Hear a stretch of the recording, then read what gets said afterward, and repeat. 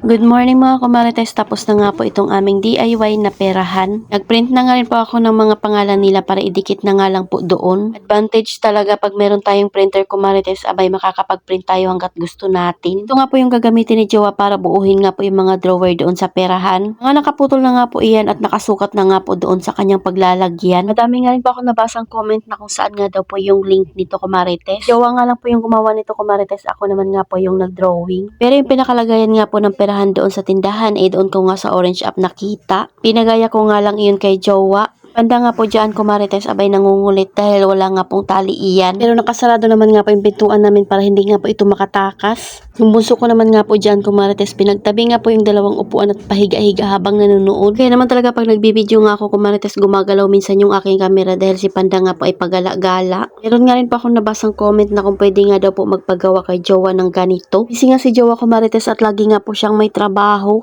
At itong mga ginagamit niya nga dito kumarites ay mga scrap lang naman. Siyempre, kailangan din talaga ng sukat kung saan mo nga ilalagay iyan. Dahil maliit nga lang naman itong aming space kumarites, kaya maliit nga lang din po itong aming perahan. So, lahat nga po ng gamit namin dito sa bahay kumarites, hanggat kaya nga pong i-DIY ay DIY na lang talaga. Higa na nga muna siya sa kanyang ginagawa at nilaro na nga muna si Panda dahil talaga namang napaka-hyper. Binigyan ko na nga siya ng sukatang papel kumarites kung hanggang saan nga po yung pinakalikod ng drawer. Dahil masyado na nga pong maliit yung isa at mahihirapan na nga ako magdukot dahil alam nyo naman na malaki nga po itong aking kamay. Ay, hindi rin nasunod iyan. Kuha na nga po niya yung pinakasukat yan kumarites, ayan, at binuo na nga po niya. Dahil naman nga po yung tagahanap ng screw. Natulog ko na nga po yung panganay ko dahil pang umaga nga po siya, tanong oras na nga po ito. At nakatapos na nga po siya ng isang drawer kumarites at lalagyan pa nga daw po niya yan ng stopper. Ang kagandahan nga lang po kay Jowa kumarites, abay talagang matyaga nga po yan sa kanyang mga ginagawa. Minsan nga po ako na yung napapagod at ang sabi ko nga sa kanya ay magpahinga na muna. Lang hindi talaga yan titigil kumarites hanggat hindi niya nga po natatapos yung kailangan niyang gawin. Yan na nga po yung pinakatakip ng kanyang drawer